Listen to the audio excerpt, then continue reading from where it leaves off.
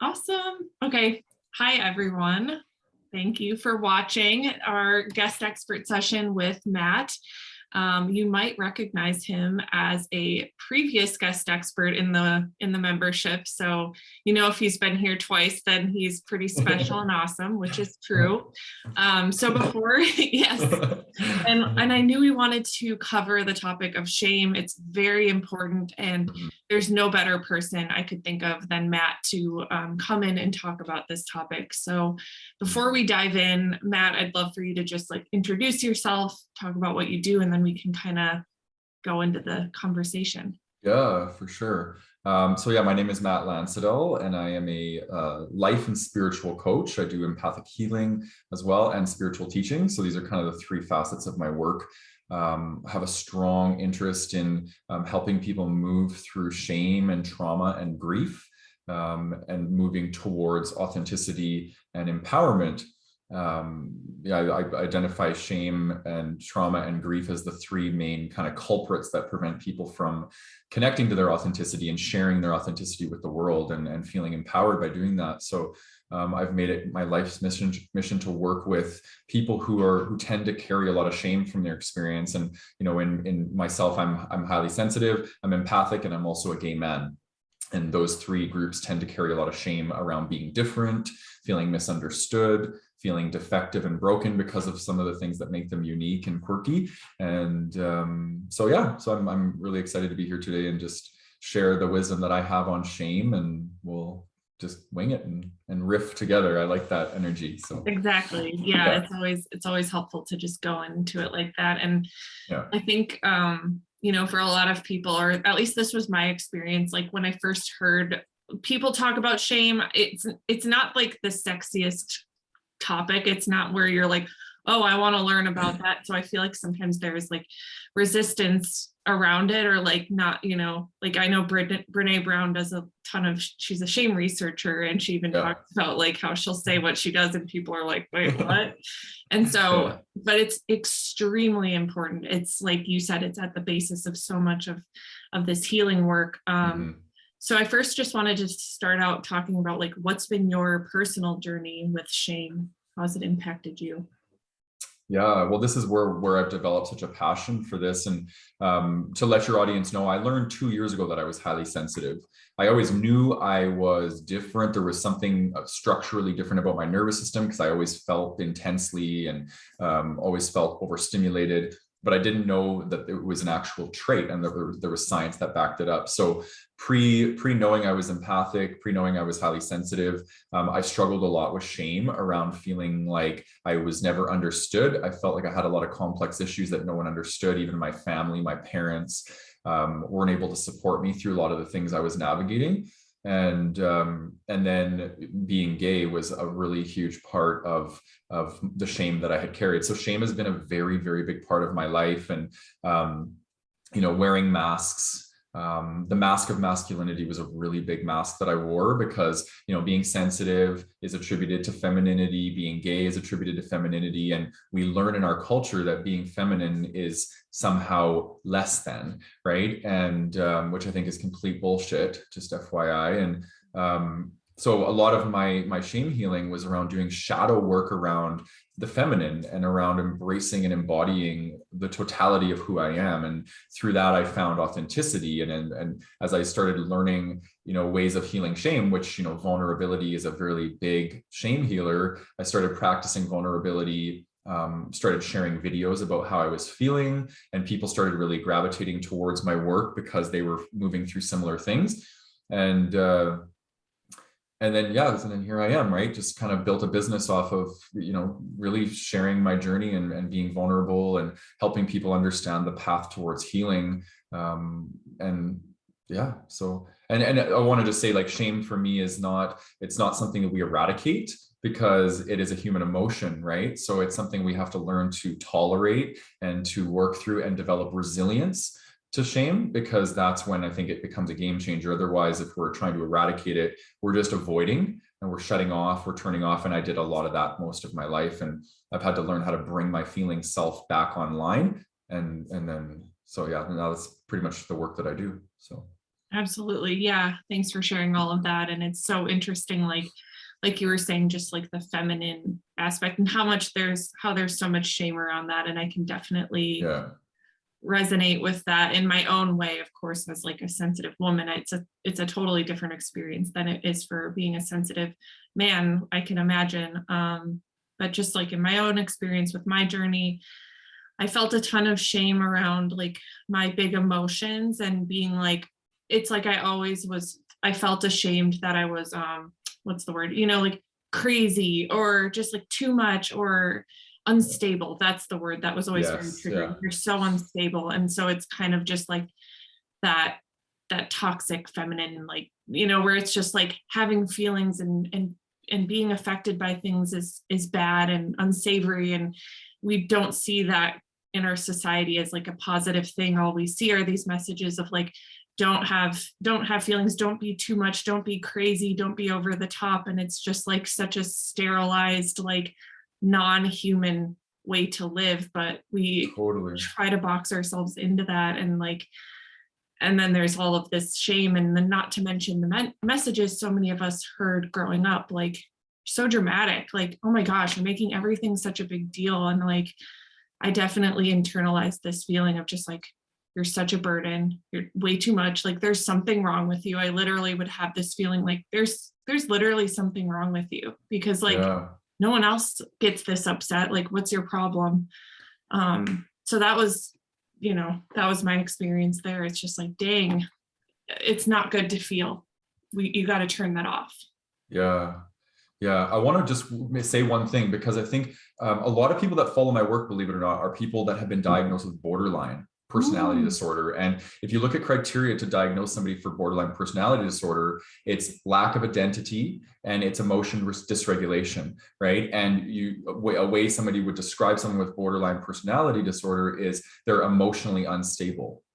Right. So I'm gonna go on the cuff here and say that I feel like people with undiagnosed SPS, right, sensory processing sensitivity, are probably people who have been diagnosed. So if they can learn how to manage their nervous system and do the work that we teach, that is likely going to, like, eradicate or help them move through what their diagnosis is around BPD, right? So I don't know if you Wow. see that in your practice or anything like that, or if people just aren't aware of it, but there's a big correlation there, in my opinion. Definitely. Yeah, it's certainly something I've been asked before from people, like, is it the same thing? And I think you Yeah, bring up such a great point. And I think a lot of the times, like when we are ashamed of our emotions and our sensitivity, then we're just like, trying to suppress it and hide it, and we're not yeah, addressing it. And then it like blows up later, and it's this whole big thing. And the nervous system regulation is such a huge part of it, because I can, like, when I look back at like how I used to react to things and like the big reactions and my experience in the past, it was like so clear, dysregulated nervous system. yeah, And I wouldn't have learned all of the tools that I have now if I had continued to like push off my sensitivity. Like I only yeah, learned these tools when I learned like, oh, you are wired to be more sensitive, and that's okay. And here are some practices to help you learn to regulate. Like that changed everything, because I can't, I used to feel like, oh, I'm just like this monster. Like I just have these big reactions. I just feel so much. And it's interesting how the unlock for me was actually learning to embrace, like, it's okay that you feel this way. Here are some things to help you not feel so activated so easily. yes, yes. So, Big emotions aren't bad emotions, yes, right? yes, Yeah, exactly.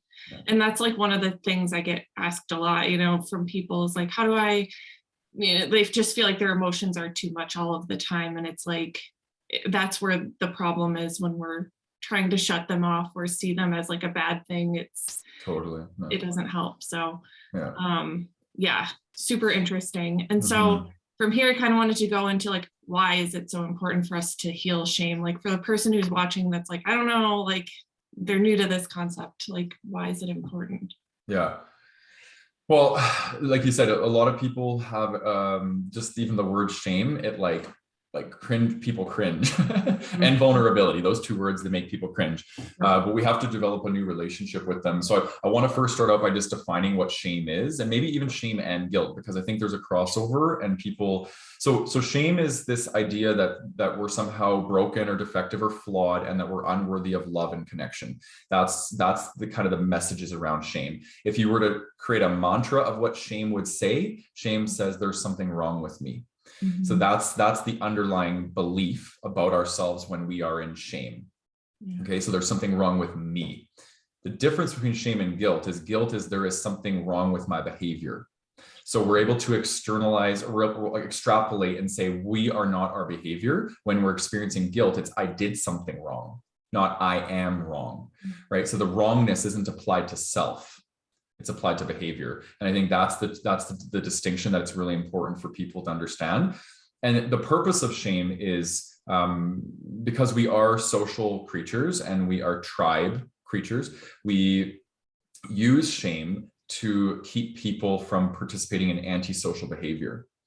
Right. So it's actually a very effective tool to keep people in line when it comes to, abiding laws and social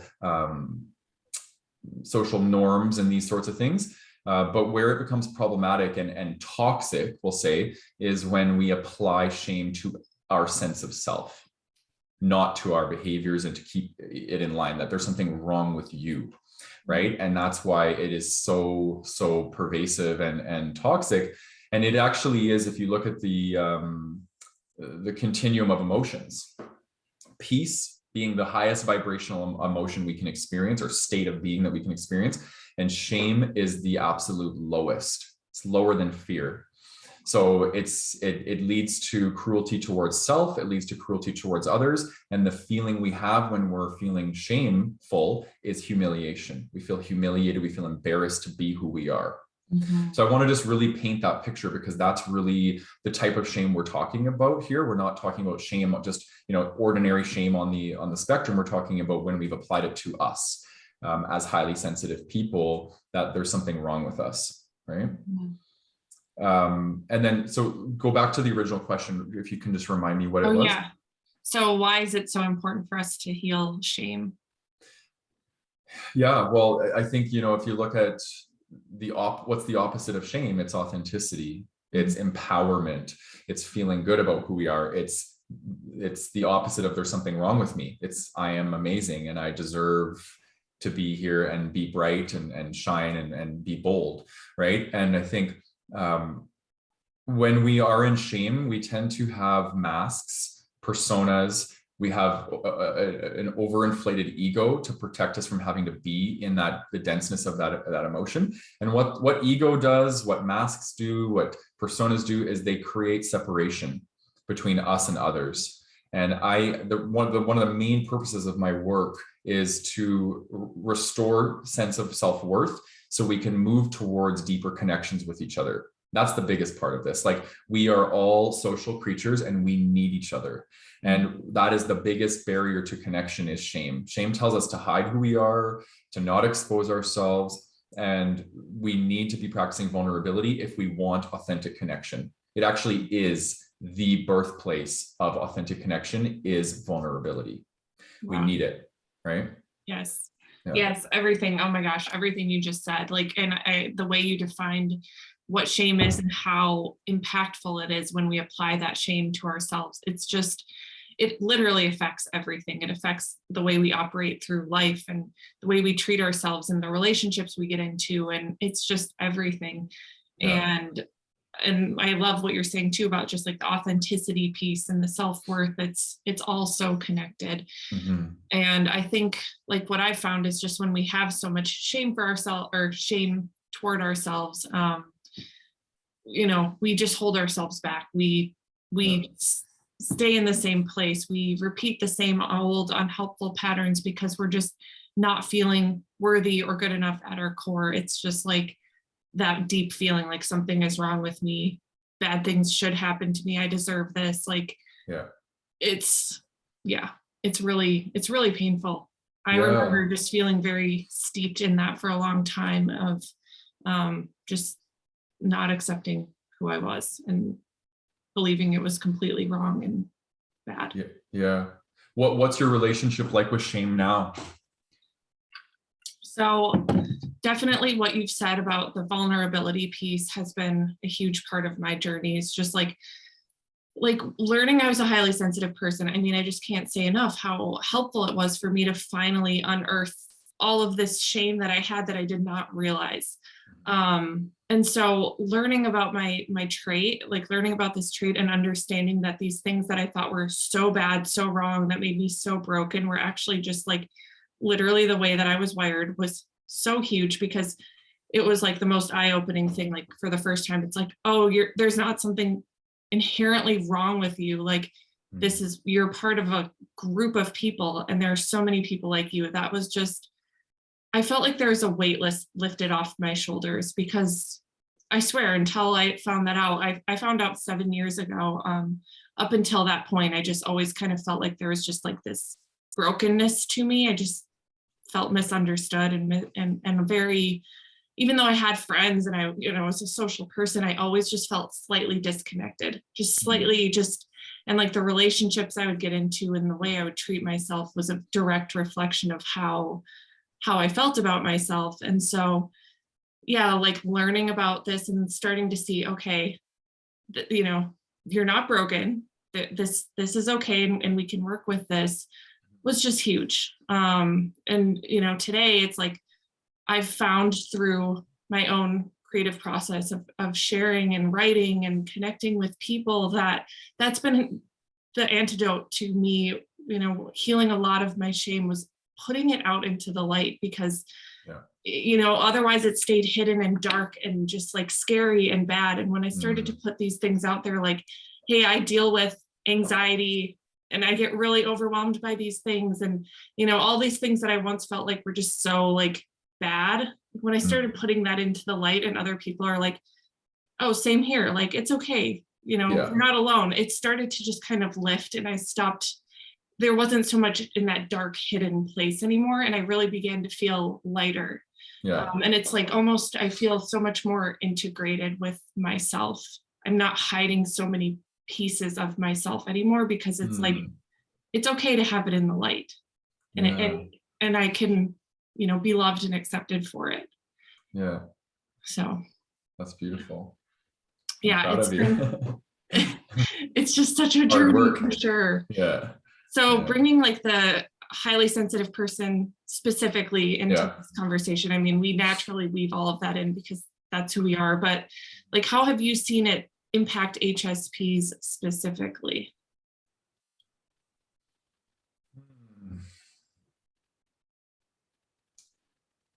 So I run a group called Authentic Relating and Empowerment at workshops. Like once every few months, I'll run one, and it's amazing when people come in, they're so terrified of showing up and sharing themselves, right? And I think, it really ties into this notion that Brene Brown talks about, the vulnerability paradox. It's the first thing we want to see in other people, but it's the last thing we want to share, right? Vulnerability. And I think that that's what happens in these groups, is people come in and they're just terrified to show up and share. But then as soon as one person just takes off their mask and has a vulnerable share, it's almost like it just breaks the ice and everybody feels like they're safe to share. Displays of emotion is probably the biggest one that I see with both men and women, I think, is that there's shame around being emotional. And I think this is a human condition. I'm not just going to say it's attributed to HSPs, but if we feel big, then we're going to have big amounts of shame around feeling, because the bigger the emotion, the more we're going to have shame around feeling it. And I think that that's what I see the most. The biggest impact that shame has on HSPs is that it tells us to hide the very gifts that we have, right? Big feeling, big empathy, big ideas, big creativity. We hide that. We don't let ourselves be bold. We don't let our light shine brightly, because the conditioning that we have is to keep ourselves small and to keep ourselves hidden. And actually, funny enough, I ran a group last night, and one of the guys in the group said, I feel like I was born with the wrong owner's manual. And that really stuck with me, because I'm like, here we are, 20% of the people in this world, we come into this world, we're born, and we're given an owner's manual that is applicable to a non-sensitive person. And it's like, here, use this conditioning to navigate life, right? And that doesn't work for us. So learning about our sensitivity is essentially discarding the other owner's manual and getting a new owner's manual, and we have to read through it, right? We require a different oil. We require, different tires. Like you know what I mean? Like we need to literally rebuild this vehicle of who we are and how we relate to ourselves. And I just think that that's the biggest one for me, for sure. Yeah. Definitely. Oh my gosh, that like really hit me. I was born with the wrong owner's manual. I think that's probably perfectly describes how most of us feel. And, so many of us go a long time. Like people are just finding out about this trait, even, 60s and 70s and beyond, like, which is, I mean, finding out when you find out is great. Like, thank goodness, but it's just like wildly underknown. And totally. Yeah, the thing, and also just like what you were saying too about people feeling afraid to show up and to share. I totally witnessed the same thing in my groups as well. And it's amazing when you break that ice and like how deep the connections can then be once that one person is like, courageously shares. It's like that's where again, I know we always talk about this because we're so passionate about it, but that's where the healing occurs, when we just start to see the others share their experience, and we see, okay, it's safe. I'm not alone in this. This is a normal way to feel.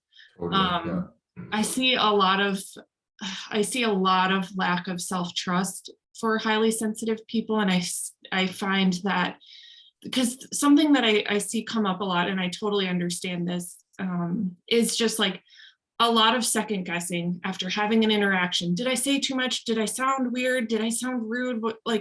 Oh no, they're going to be mad at me. And there's a ton of second guessing and lack of self-trust. And I think it's just, I think everything really relates back to shame, where it's just like, maybe a lot of HSPs will hear like, you're making this a big deal, or like, you're being weird, or stop, like, like they just are told all of these things. So they start to not trust them. And it's wild how it then shows up in all of these interactions, and also causes us to often struggle in our relationships because we don't know how to express our needs clearly and communicate, because we second guess, like, oh, am I being dramatic for asking for this? Like, I don't know. It's just multi-layered, and it impacts us in so many ways. Yeah, I think you're right to assume that shame is the underpinner, because if you think about shame telling us there's something wrong with us, what do we do when there's something wrong with us? We give our authority away to others, and we say, well, they must know better than I do, right? And then when our authority is given away, our power's gone and our depth of processing kicks in, and we're like, we start going down all the rabbit holes. What did I say? Did I say this? Did I say that? But that's just us leaking our power out. So that's why I think there's such a strong relationship between shame and codependency. And there's a strong relationship between codependency and depletion of power and or lack of self-trust. They're all kind of really connected. Yeah. They are definitely. Yeah. And that's why, like, why we're having this conversation around shame, because it's just like so important to start recognizing. And it's like, once you start to bring all of this into the light, then it's, you feel less, you're not going to be questioning yourself so much. You're not going to be, wondering, oh, did I say the right thing? Did that person like me? Like, obviously there's that human aspect to all of us, but it just, I don't know, you just have more confidence and assuredness in your feelings. You're able to just like connect to yourself in a deeper way, rather than immediately giving away your power, assuming someone else knows better, deferring to others.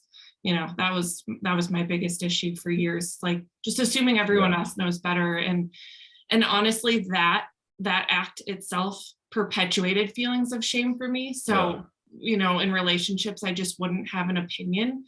I would just go with what my significant other wanted. And then I would feel like, wow, Alyssa, you're just getting bulldozed. Like, you don't even have an opinion. You can't stand up for yourself. And it's this very toxic cycle that perpetuated more shame, more shame, more shame. And so it can be a very tangled, sticky web as well to kind of work through.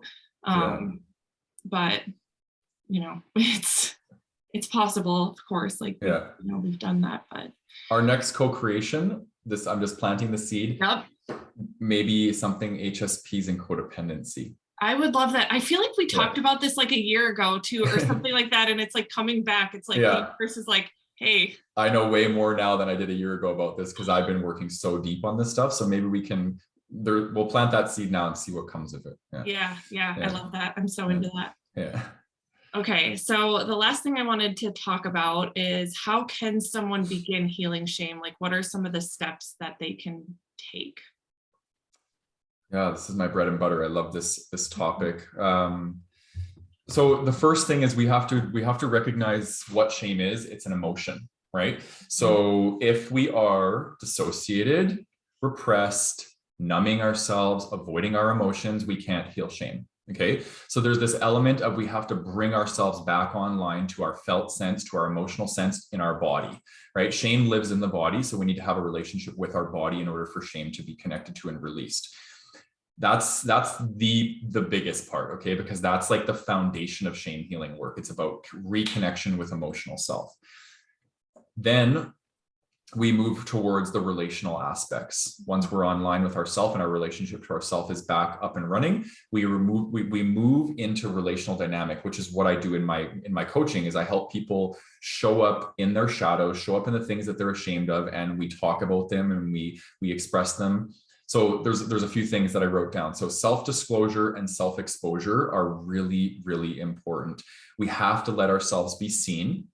And that is a very, very important part of shame healing work. So vulnerability is the tool or the skill that we want to develop that is the underpinning of self-disclosure and self-exposure. We need to be willing to share ourselves in all facets of ourselves. And obviously we want to have discernment on who is appropriate to share with and that sort of thing. It's not about, the vulnerability Olympics and just sharing without boundaries, right? Vulnerability is very, we want to make sure that we're sharing with things that are applicable and things that our nervous system feels that we have the thumbs up, like, yes, proceed, right? You want to have a little bit of, I talk about it like, you have your comfort zone, you have your learning zone, you have your anxiety zone. And as you move forward, the anxiety goes up, right? And you want to be in your learning zone when you're learning to practice vulnerability. If you enter anxiety zone, go back into comfort zone and retreat and then try again.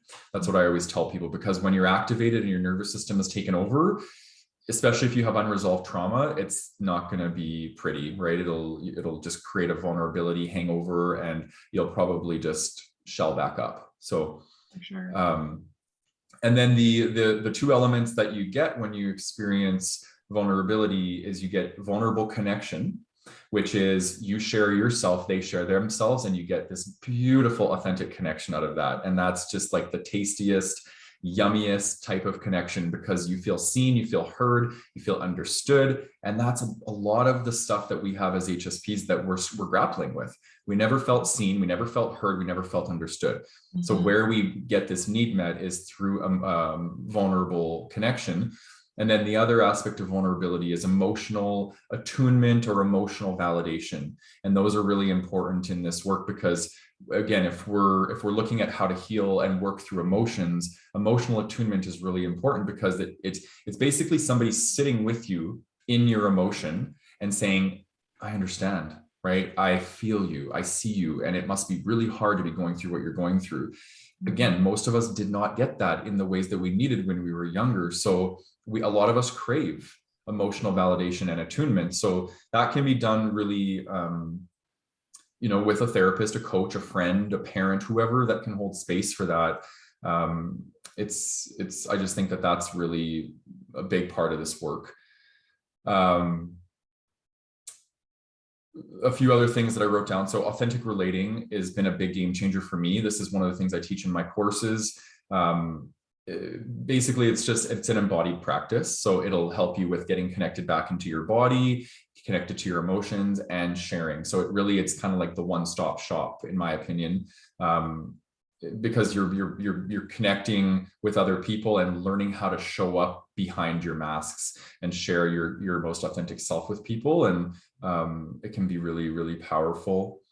And then I would say shadow work is a really, really big part of this work. And it's shadow work is about integrating the parts of ourselves that we have learned not to love and embrace about ourselves. And we got to bring those back into the light. And you know, I use the analogy of like, you know, every part of me gets a seat at the table. Even my shadows, even my ego, even my controlling nature, it all gets a seat at the table, because what happens when we don't honor these parts of ourselves is they get louder and they create more havoc in our relationships. So you got to turn towards your shadow self, and you got to open up your arms, and you got to let this part of you back in. And that's a big chunk of this work is shadow work. So yeah, I love all this stuff. I could just talk about it for days, but yeah. I'm curious for you, what's your experience of healing shame? Yeah, for sure. Yeah. So definitely the shadow work has been huge for me, just because like I was sharing, you know, so much of it just stays hidden in the dark, and just vulnerably, you know, sharing and putting myself out there, connecting with others, the authentic relating, you know, like I did your program and it was amazing. Like I recommend that to everybody. Yeah. But yeah, the vulnerable sharing with safe people and working my way up to that is huge. Yeah. I love what you said though, just about how having every bit of you having a seat at the table. Because what I've found is like, you know, we hide these parts of ourselves, the unsavory parts, the things that we're so ashamed of. But what I've found is actually when you start to bring it into the light, when you start to integrate it, you actually become you're so much your authentic self. And that is the most magnetic, attractive thing to other people. Like, we love to be around people who are just fully themselves. Like I always, you know, you can always tell you meet a person who is just like unapologetically themselves, and they don't have to be the most, you know, societally beautiful person or anything like that, but they just have this like calm, integrated self. And it's amazing. It's what is on the other side of it. And so a lot of times we feel like, oh, this is so bad about me, but it's actually like what makes you multidimensional and unique and relatable and allows you to have deep, meaningful relationships with others. It's like very much the unlock. And I could only discover that from sharing myself vulnerably, working my way up, you know, to continuing to share and doing that shadow work to integrate it. It's just, that's like you can't really feel fully confident and connected to yourself until you do that work, I think. Another thing that I'm like a big fan of, like just like healing tools, like I love like emotional freedom technique, like tapping. That's something that was helpful for me, and like doing yoga, you know, physical practices. Like I love that you brought the body into it, because I think that's a huge piece, especially with our nervous systems and just creating that sense of safety within ourselves. I'm curious if there's any specific like body work practices or anything that you like or recommend for people. So yoga nidra is probably the best thing that I've found that's good for getting people back into their body from dissociation.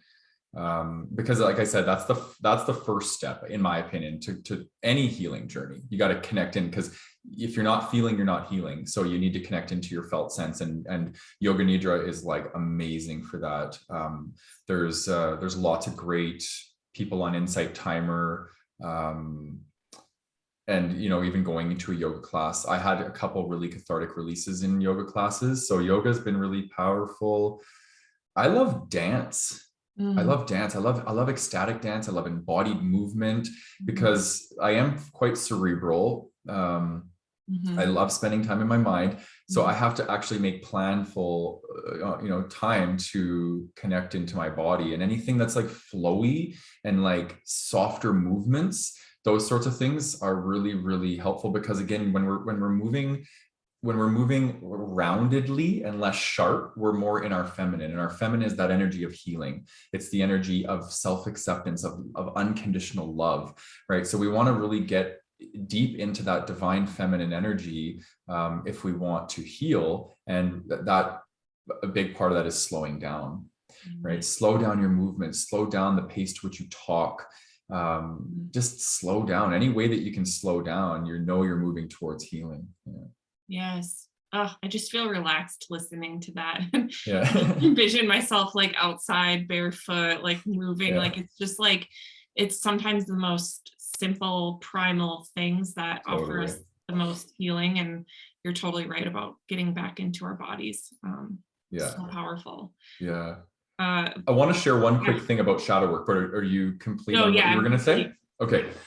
So the thing with shadow work is you'll know you need to do it if your relationships are problematic and you're constantly finding yourself activated or triggered by the people around you. It means that these people are just literally picking up the stuff in you that's unresolved and they're stimulating it, and then you're feeling triggered. So it's never about the other person. It's always about you. That's what I always say. Yes. And so I have there's kind of like a little mini process that you can go through. So write down a list of all the things that that you don't like about yourself. I'm just going to pull it up here because I had it on my Instagram. So it's on there if you want to go find it. It's called How to Do Shadow Work: 5 Self-Directed Steps. So the first one is make a list of things you don't like about yourself. That's step one. And that can be even challenging in itself, but I think a lot of us are pretty good at being nitpicky about the things we don't like about ourselves. So that should be easy access. Go through each dislike and ask yourself, why don't I like this about myself? Right? And start to thicken it up. Like, why is it that I don't like this? Was I taught that this isn't a good thing? And start to just explore what that means, the meaning of the dislike. And then go through each dislike again and ask yourself, where did I learn not to like this about myself? Right. And you're going to be going back in childhood, because oftentimes there's a story in childhood, or you were shamed for something, or you got in trouble for something, and then you brought that forward into your present. Right. So start moving through. That's kind of like inner child work. Step 4, go through your list again and identify who else you know in your life that has these same qualities that you dislike. Right. And mom and dad will probably come up. And then ask yourself, what is your relationship like with these people? Right? Because that'll highlight, like, okay, I'm projecting my stuff onto my relationships. And then when we stop projecting, we start taking responsibility, and then we start healing. Right. And then step 5 is reflect on ways you can offer yourself and others compassion around these undesirable parts so they can be integrated with love and acceptance.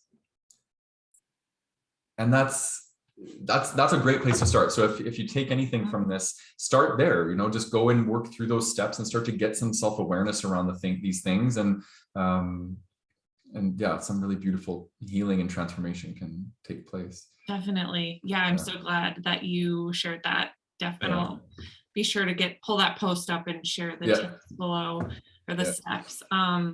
Because I think, this is a whole other tangent, so I won't go down it, but just to with what you were saying, like anytime we're triggered by other people, like it's like, oh my gosh, you pissed me off. It's like, it is such an opportunity for us to grow, to look further within, to heal more. It's like, honestly, as nerdy as it sounds, like I sometimes get excited because I'm like, yes, okay, there's something else here. Like, what's going on? Like, why is this triggering me so much? And there is so much healing and gold available when we work through that. It's really the key to just feeling like more integrated and more authentically yourself, and it snowballs to everything else in your life. So it's so important.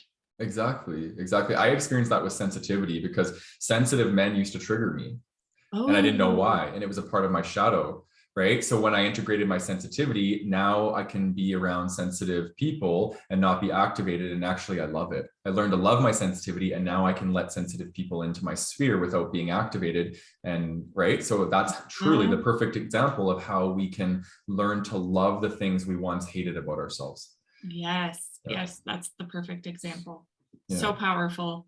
Well, thank you, Matt. I loved this conversation so much. I know everyone watching has definitely gotten a lot out of it.